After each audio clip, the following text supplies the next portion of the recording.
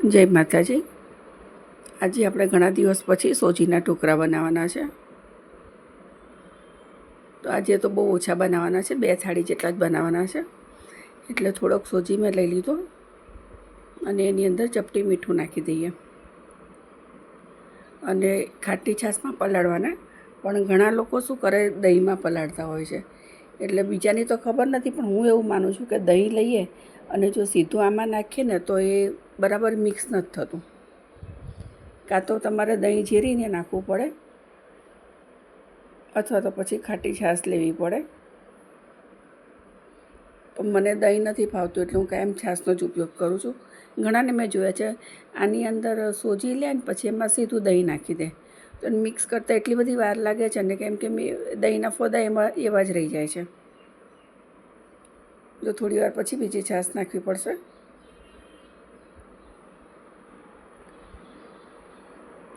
આની અંદર હજી થોડીક આપણે છાશ નાખવી પડશે, જાડું થઈ ગયું છે. આ બધા બનાવતા જ હોય છે, કે એમાં નવું શીખવાડવાનું છે નહીં. બધા પોતપોતાની રીતે અલગ અલગ કરતા હોય છે. આમાં ઘણા શાકભાજી પણ નાખતા હોય છે. તો લીલા મરચાંની કટકી અને ડુંગળી લઈ લઈએ. આમાં 2 વખત વઘાર આપણે કરવાનો છે, પહેલાં પણ કરીશું અને બની ગયા પછી પણ કરીશું. સમારી લઈએ ડુંગળી એકદમ ઝીણી ઝીણી.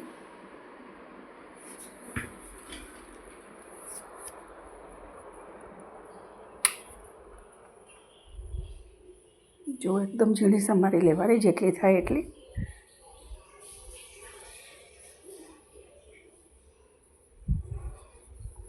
આખી ડુંગળી સુધારી લઈએ, એમાંથી આપણે અડધી જ લઈશું.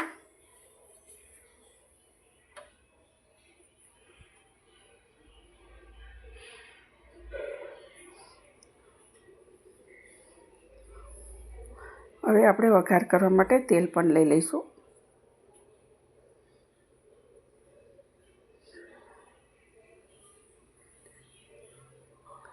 ખાંડ ખાતા હોય તો નાખવાની, પણ ખાટી છાશમાં પલાળ્યું છે એટલે થોડી ખાંડ નાખી દેવાની અને ડુંગળી અડધી નાખી અડધી રહેવા દઈશું. એ આપણે પછી બીજી વાર વઘાર કરીએ ને ત્યારે નાખીશું.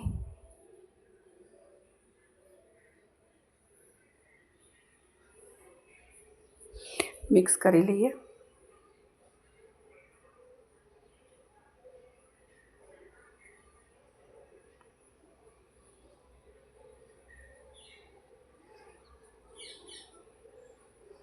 જો આટલું તેલ લઈ લીધું છે વઘાર માટે.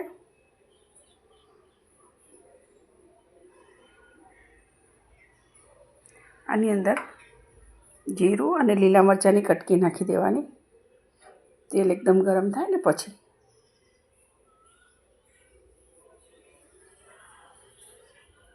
નાખી દઈશું આની અંદર અને તરત જ આપણે એને ખીરામાં નાખી દઈએ.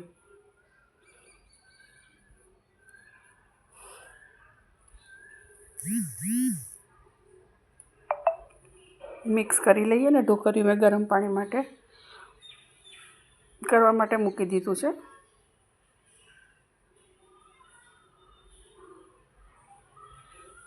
બંને થાળીમાં તેલ લગાવી દઈશું. હવે આની અંદર સોડા નાખી દઈએ અને લીંબુ.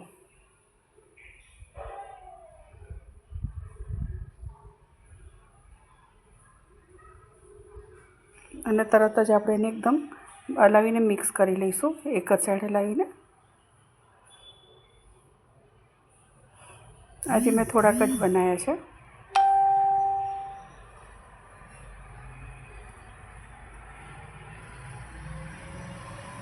જો આવી રીતે થાળીમાં લઈ અને ઉપર મેથીનો મસાલો નાખી દઈએ. પૂરો થઈ ગયો છે એટલે હવે જેટલો છે એટલો લઈ લઈએ અંદર.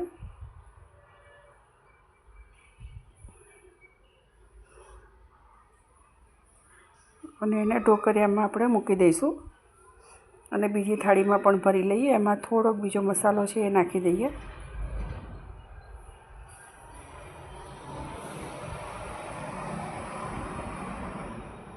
બસ એક સરખું આપણે પથરાઈ જાય એટલે ઉપર થોડોક હજી મસાલો બીજો છે એ નાખી દઈએ.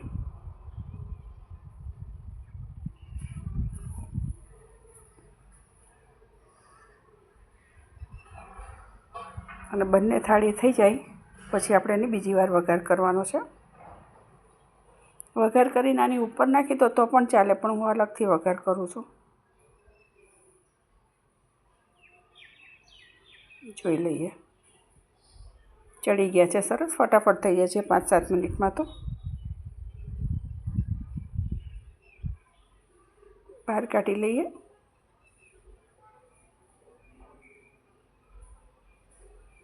જો પાણી કેટલું ઉકળી રહ્યું છે, એટલે જલ્દી થઈ જાય, વાર નથી લાગતી. બીજી થાળી મૂકી દઈએ અને ઓલી થાળીને થોડી ઠંડી થાય ને પછી એને કટ કરવાના.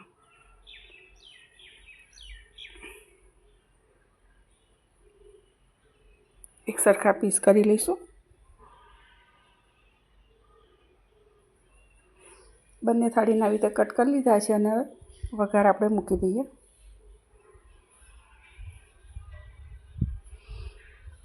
આપણે એની ખીરાની અંદર ઝીણી કટકી કરી હતી, આમાં આપણે મોટા મરચાં રાખીશું. અલગથી ખાવા હોય ને તો ખાઈ શકાય એની માટે.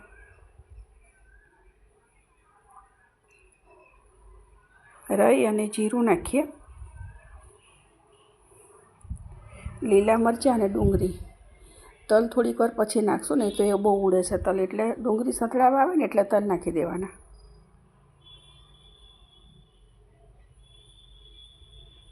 જો તલ નાખી દઈએ હવે. અને ઢોકળા નાખી અને મિક્સ કરી લઈશું.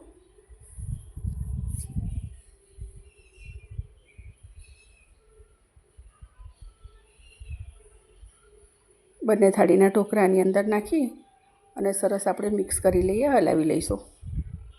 વિડીયો સારો લાગ્યો હોય તો લાઈક શેર કરજો ને નવા હોય તો સબસ્ક્રાઈબ કરજો.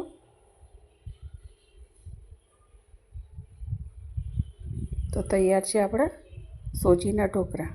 તમને ચીઝ ભાવતી હોય તો તમે આની પર નાખો તો પણ સરસ લાગે છે.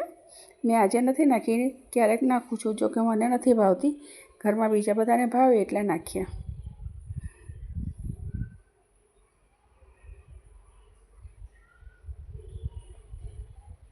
તો તૈયાર છે આપણા સોજીના ઢોકળા.